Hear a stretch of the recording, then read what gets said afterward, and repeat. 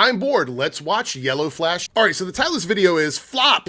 Ironheart ratings are a disaster for Disney Marvel. Another Kevin Feige bomb. Look, we live in a world where these guys would have you believe that Ironheart was so bad behind the scenes, so awful, that Disney had to dump it over 2 weeks. That they knew it was bad. That they expected it to be bad. That they threw it out there just to get it out. Like taking your trash out right before trash day. That's what these guys were saying for the last, I don't know, month or so. But now the narrative is that Disney is shocked and upset that Ironheart is a flop because they didn't expect it. They thought it was going to be great. They're shocked that the show isn't doing well because Luminate, a system that is known for reporting numbers inaccurately from time to time, has not placed Ironheart on their charts. So which is it? Which world do we live in? Do we live in the world where Disney knew it was bad and they dropped it out there as quickly as possible to get it out of the way? Or do we live in the world where Disney thought it was really good, it came out, and then fans didn't like it, and so now they're shocked and they're scrambling and they're panicking? Which world do we live in? Let's find out through Yellowflash. All right, so we've got some numbers for Ironheart. Didn't take long for this one. And guess what? Spoilers, it didn't chart. Now, you're not shocked by that, I'm sure. But it is fun to talk about.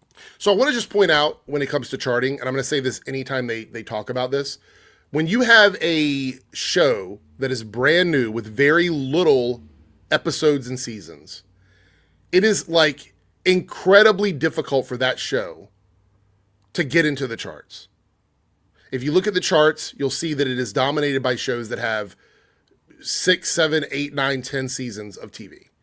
And the reason why is those shows are shows that people watch in the background. They watch on repeat viewings. They're nostalgic for them. They do that. So that's number one. And this goes for any show, even a show that I don't like. If something I don't like doesn't chart, you know what? Who gives a fuck, right? But I can't use that as a metric and go, oh, well, it didn't chart, so clearly that means it's bad when I know how the charting system works. Also, Luminate and Nielsen have had issues in reporting as recent as Christmas time of this past year, where they missed an entire week of numbers. It was all inaccurate. They skipped it. So that's the issue here, is that we have a system that is never totally accurate. But these guys don't care about accuracy. We know that. They don't care. All they care about is the narrative. And the narrative this week is that Disney is shocked that Ironheart is underperforming. But the narrative last week was Disney dumped Ironheart because they were not confident in it. So it really just depends on which way the wind is blowing with these guys. Because there were people out there thinking that this was going to be the next great thing. Proof. What people are you talking about? What people are you talking about? I know there's a lot of people that were excited about it. That's fair, right? The next great thing. What metric was that? And what person was saying that?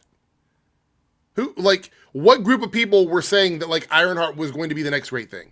The only thing I heard about how good it was the early reporting that people were having a good time, that the people that had seen the episodes.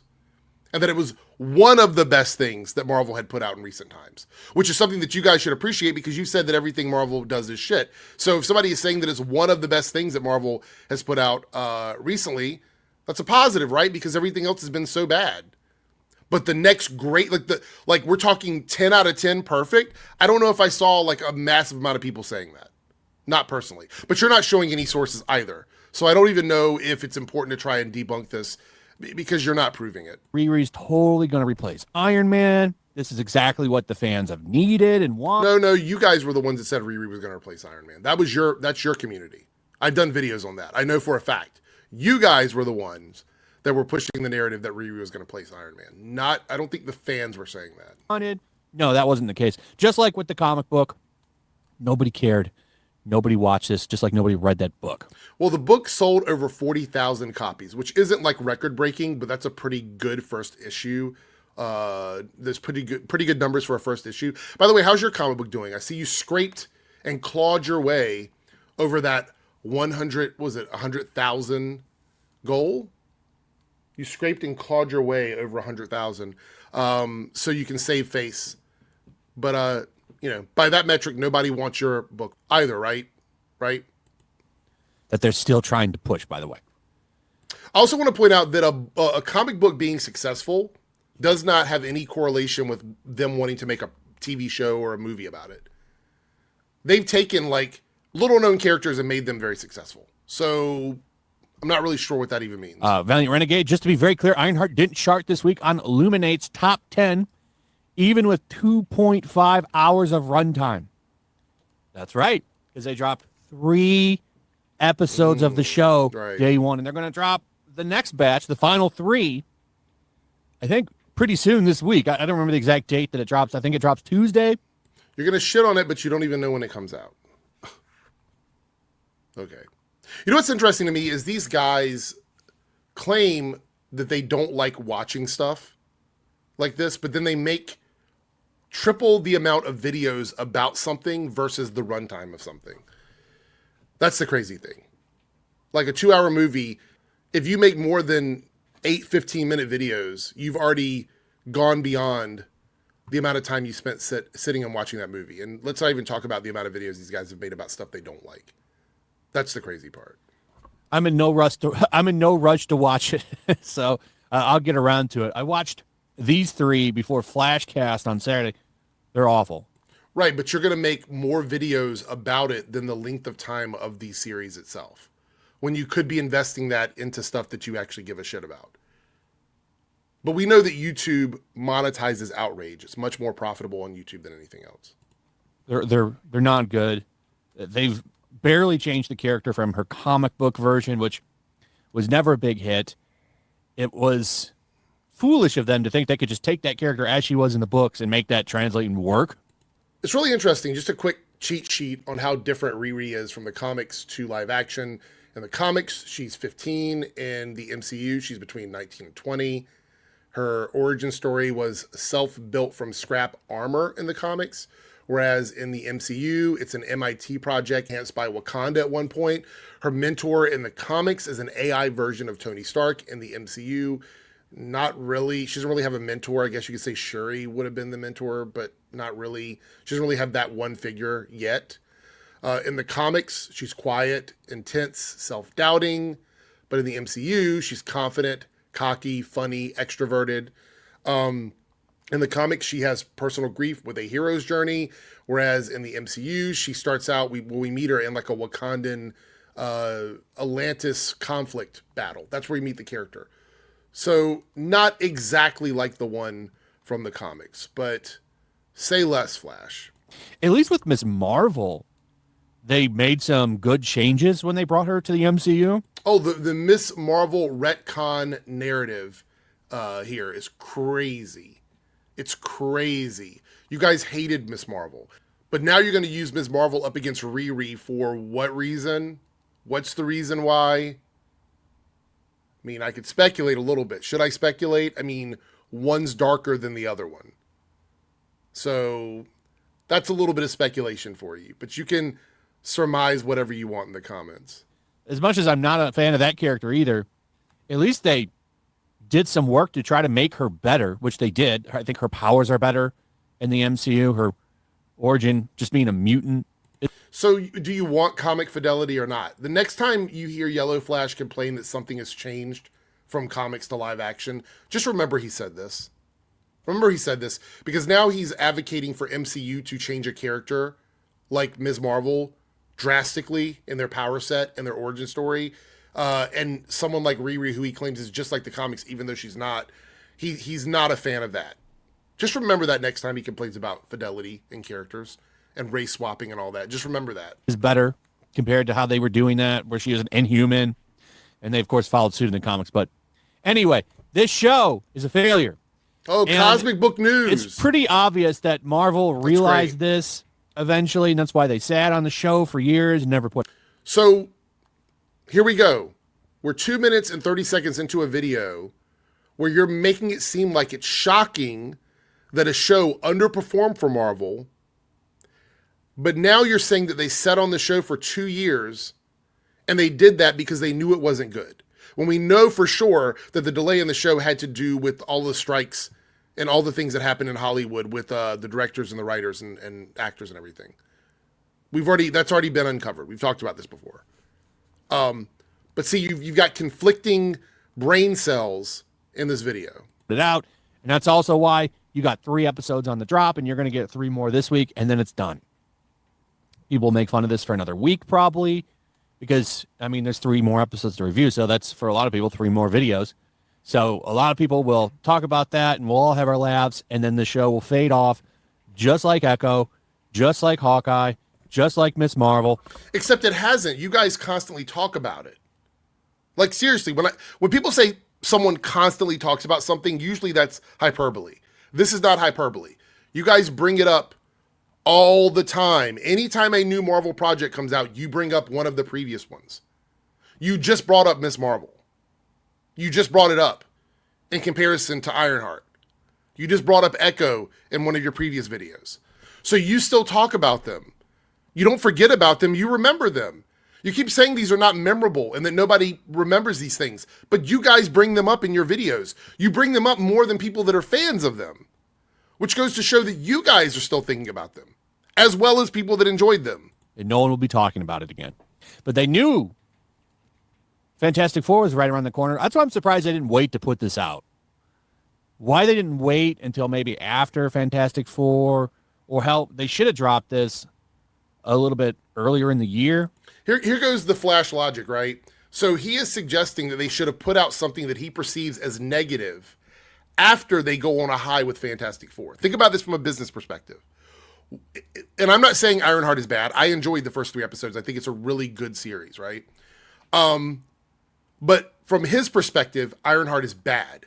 So why would Disney and Marvel put Ironheart out in between Fantastic Four and the next project if it's a bad series? Wouldn't they want to get it out before we go into the era of Fantastic Four, which is supposed to be like this huge vibe shift for Marvel? Wouldn't they want that to be the case?